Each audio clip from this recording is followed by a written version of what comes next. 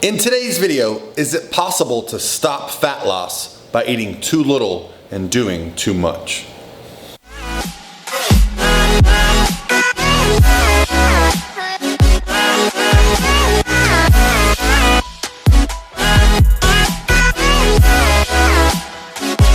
All by myself. Hey guys, what's going on? This is Paul Ravella from ProPhysique.com, and today's question, well, it comes from my Instagram, and it's a good one. It's going to discuss the idea of perhaps eating so few calories and doing so much activity that we actually halt fat loss and basically create a situation where we're unable to lose fat. But before I address that question, I did a video a couple days ago, and I've been getting a lot of questions about this video. So if you watched my video, I think it was about 4 days ago, called How Fast Can Fat Loss Happen? I provided a formula in there where I basically said this is what's possible for fat loss. And a lot of people are getting confused. So real quickly, I just want to address that video, the formula. What it's giving you is the maximum amount of body fat that you can lose potentially in a given amount of time. Now the formula gives you the daily deficit that you can create. And if you multiply that times 7, that would be basically how much body fat times you would be able to lose over the week. So let's say it would be 3,500 calories for a week. That'd be about a pound, right? So if you have a lot of body fat, essentially that just comes down to you can lose more weight. But this does not do anything to create a caloric deficit for you. You still have to do that. You still have to do the diet and the exercise to create that caloric deficit. So just to be certain that we're clear here, that is just the potential of how much fat you can lose. That is just what's possible. That is not giving you a formula for how many calories you should eat, how much cardio you should do, okay? That's just the maximum amount of fat-free mass that we can lose in a given amount of time. So if there's any more confusion, I'll try to clear it up, perhaps in a whole other video about this topic. But I've done lots of videos on how to create a caloric deficit, so if that's your inquiry, then you can look up those videos. Now for today's video, the question is, this gentleman, I'll put the question on the screen here, he DM'd me on Instagram, and he said basically, I've cut my calories really low and my cardio's or my activity's higher, and yet the scale went up. So the question becomes, are you eating so little and doing so much cardio that you've stopped fat loss? And the answer is no.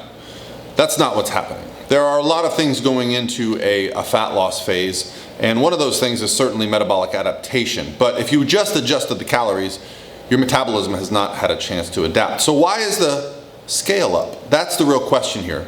You're measuring success based on a number on a scale. Now the scale weight can change, okay? Because what goes into creating a caloric deficit is basically the laws of thermodynamics, okay? But within those laws of thermodynamics is our body.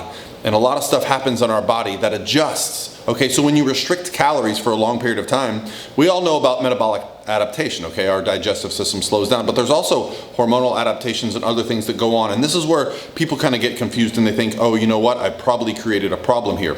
But what actually I think more commonly happens is when you add food back in and you start to drop weight, other things start to happen, okay? Now you mentioned when you reduce calories and increase activity that weight went up. Well, a lot of people, when they reduce calories, they do something where they just switch their foods completely. If you switch the foods you eat completely from what you were doing before, you can really change your digestive system. Meaning, if you go to a really high fiber, high vegetable diet, that stuff is very hard to digest. It can take 2 to 3 days. And typically what I see, and this happens a lot with myself, with my competitors and people that I work with on fat loss plans, is we get to a place where we're eating so much high fiber stuff that we're kind of bloated by the end of the day, we're retaining more fluid in our digestive system, and we're just not processing food as quickly, so the scale's up.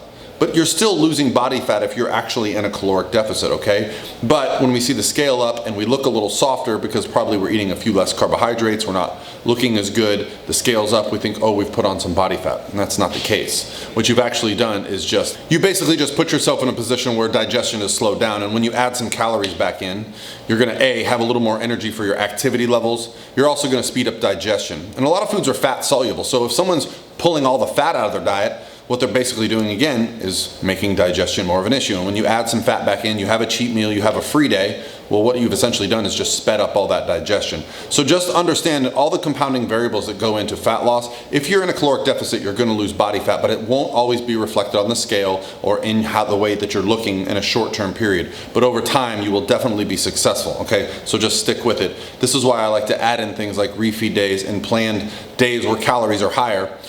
The other factor is most likely going to be your activity levels. When you really restrict calories, we start to do things like lay around on the couch, skip the walk, maybe we don't go play ping pong like we might normally do. So what you end up doing is trading a low-calorie diet for being inactive. And that extra exercise activity, these fidgety movements that we do all day, burns a lot of calories, and our bodies are very efficient and very good about that. So just understand that you're on the right path, and you just have to pay attention to the signs. All right, have a great day, guys.